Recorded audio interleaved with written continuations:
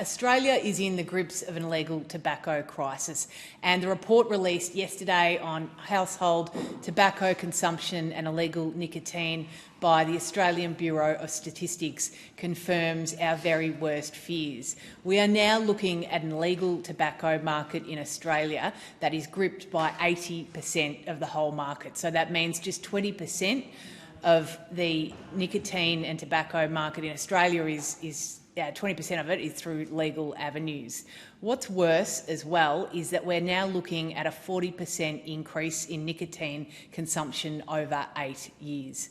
Now, there should be three imperatives when looking at this issue. Number one, the first job of any government is to keep Australians safe. And on that metric, this federal Labor government are failing terribly. We've seen over 300 fire bombings, organised crime, and Nick Mackenzie's investigation into the CFMEU showed clear links to the illegal tobacco trade. We're losing billions in lost excise revenue. In fact, just $4.1 billion will be brought in downgraded Treasury forecasts. For my region, that represents about 5 new West Gippsland hospitals. It's been downgraded by nearly $15 billion to 2029. That's money that's not being spent on roads, schools and hospitals.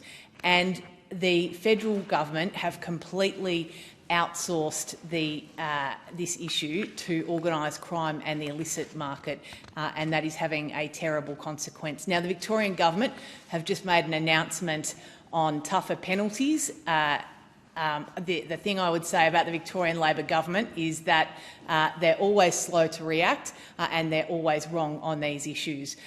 States like Queensland and Tasmania have done a great job of bringing in tough new laws to shut down the illegal tobacco shops and change their leasing arrangements, but we cannot have one solution, one focus on one solution to this problem. We need a Swiss Army knife approach to combating illegal tobacco. Law enforcement alone won't work. We need to look at excise tax reductions, beefed up law enforcement and an education campaign, because at the moment we are going to see a continuation of the illicit market. We're going to see tragic cases like the woman in Melbourne who was killed as a result of mistaken identity in a house fire, a young woman going to work at a convenience store held up for a pack of 20s. They're the sort of stories I'm hearing every day. It's not good enough. The federal government need to change their approach and get real on illicit tobacco.